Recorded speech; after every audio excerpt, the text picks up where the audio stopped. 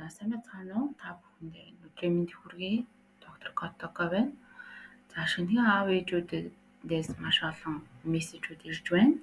За шинэхэн ээж аавуудад зориулсан бяцхан зөвлөгөө өгөөч. За шинэхэн аав ээж болно гэдэг бол энэ хорвоо ертөнцид одоо хүн болж төрөөд өрөөд мөвлдээж байгаа хамгийн гайхалтай цаг мөч байдаг. За мэдээж удаа хайр халамжаа анхаарал халамжаа хандуулах хэрэгтэй. Таны хүүхэд таны хайр халамжийг мэдэрч итгэлтэй болж өсдөг. За үүний дунд та өдөр бүр одоо хүүхэдтэй тэрвэрлэлт бэлэглэх, зөөлөн яриа, халамжийг үзүүлэх нь чухал юм аа. За тэгснээр тухайн хүүхдэд одоо би энэ хүмүүсийн орон зайд шинээр мэдлж байна гэсэн мэдрэмжийг авдаг байгаа.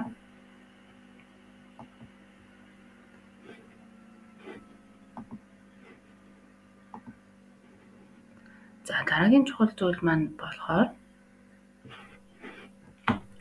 хүүхэд маань өсөн том болох тусам тогтмол өсвөл хөгжлийг нь дэмжих, за түүнд олон төрлийн ном, тоглоом уншиж өгөх хэрэгтэй.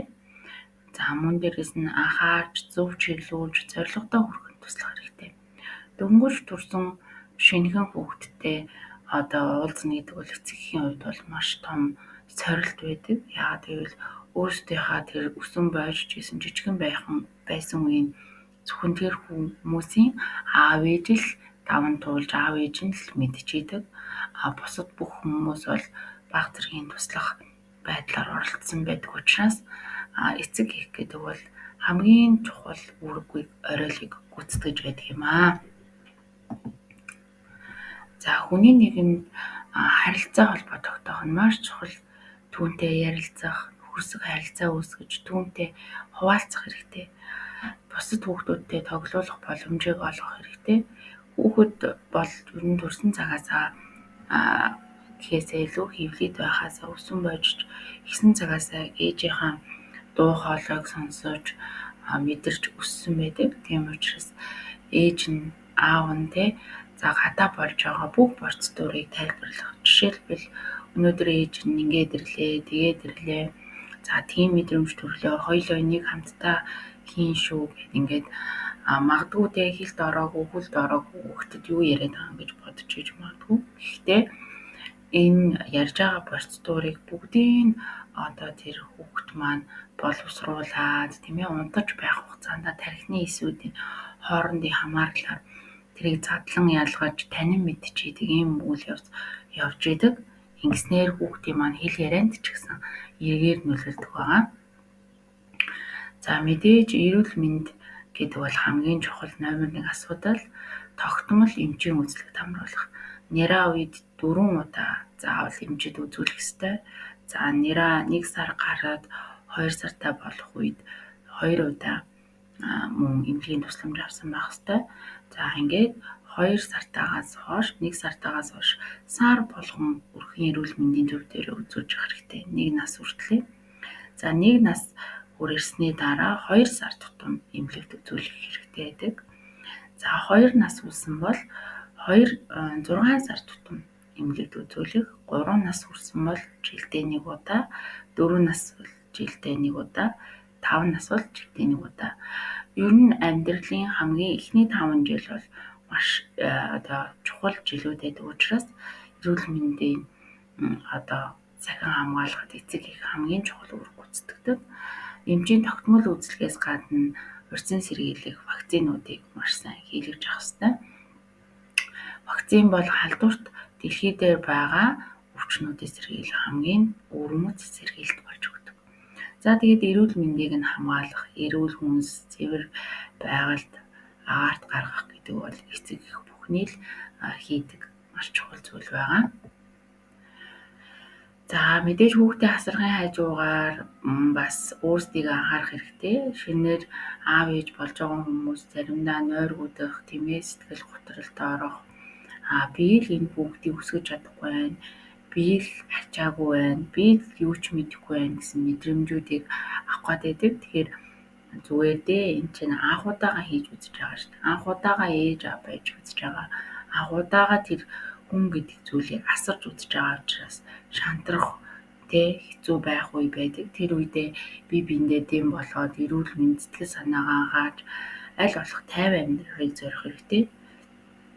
За тэгээд цаг зав гаргах дуртай зүйлстэй хийж хөвших хэрэгтэй. Ихэнх ээжүүд ээж болохоороо ээжийн үүргээр амьдраад эмэгтэй хүний үүргээ тийм ээ. За мөн дээрээс нь эхнэр хүний үүргээ мартчихдаг. Тэгэхээр аль болох бүгдийг тэнцвэн авч явахын тулд сэтгэл зүгээ маш сайн бэлдсэн байх ёстой. Сэтгэл зүйн эрүүл мэндэд бас анхаардаг байх ёстой. Хамгийн гоё эмчлэх явал байгальд гарах. Ерөөсөө л бухимдаа л нэг л болохгүй таагүй байх юм бол модны цагт очиж тий. Тэгээд модны цагт очиод тэр моддыг ажиглал тэр агаарыг амьсгал тэр байгаа орчноос жижигэн ч гэсэн зүйлээс таашаал ав. Тэгээд ирэхээр хүний сэтгэл санаа маш гоё өдрөг болж өгдөг байгаа. За мэдээж хүүхэд өсгөнө гэдэг бол маш их төвчээр шаарддаг. За миний хувьд гэх юм бол би 4 хүүхэдтэй. Тэгээд би нэг өдөр ингээд уйлаа сууж байсан. Тэгээ ээж орж ирээд яасан бэ миний охин яагаад уйлж байгаа юм бэ гэхээр би юу ч хэлж ирсэн бэ гэхээр азар энэ хүүхдүүд чинь том болт юм байна ингээд уйлаа сууж байсан.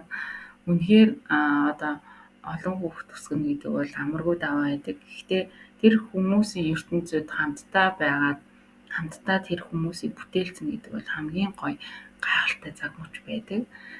Тэгэхээр хүүхэд гэдэг бол нэг л мэдээ том болчихно. 18 нас хүрэхэд тантай амьдрах тантай цагийг өнгөрүүлэх хугацааныхаа 90%-ийг хүүхэд маань туулсан байдаг. Үлдсэн 10% нь амьдралынхаа туршидын хүн сурж хөгжиж гэр бүл зохиож явж байгаад ерөнхийдөө бол нэг сайн уу юу байна гэдэг уцаар ярьдаг л хэмжээний болдог учраас хүүхдээ 18 нас хүртэл маш хүлээцтэй, төвчээртэйгээр гайхалтай хамтдаа ирээдүйн бүтээлцэхтэн туслах хэрэгтэй. Хүүхдийн өсөлтөнд цаг хугацаа шаардлагатайг ойлгох хэрэгтэй. Төвчээртэй байх хэрэгтэй. Тэгээ алдаа оноог нь хүлээн зөвшөөрж зөвхөн суралцаж дэвшигт нь анхаарах хэрэгтэй. Зарим эцэг эхчүүд өөрийгөө маш их буруутгадаг. Эсвэл хэтэрхий хүүхдүүдэд өндөр шаардлага тавьдаг ч юм уу тий. Тэр нь бол хүлээлтээс давсан хэцүү зүйл байдаг учраас аль болох өөрсдөө бодол зохиож бодлынхаа хүлээс болж болохгүй байгаа шүү. За тэгээд эерэг орчин, эерэг бодлууд гэр бүл шинээр үүсэж байгаа тэр ээж аавуудад маш чухал гэдэг. Тэгэхээр бид хоёр хамтдаа үүнийг даван туулж чадна. Бид хоёр үүнийг хамтдаа бий болгосон тий хамтдаа байгаагийн утга учир бол ерөөсөө л энэ шүү дээ гэж хоорондоо байнга ярилцаж байгаа хэрэгтэй. За төгс бус байдал алдаануудыг хүлээн зөвшөөрж эерэг хандлагыг илэрхийлэх хэрэгтэй.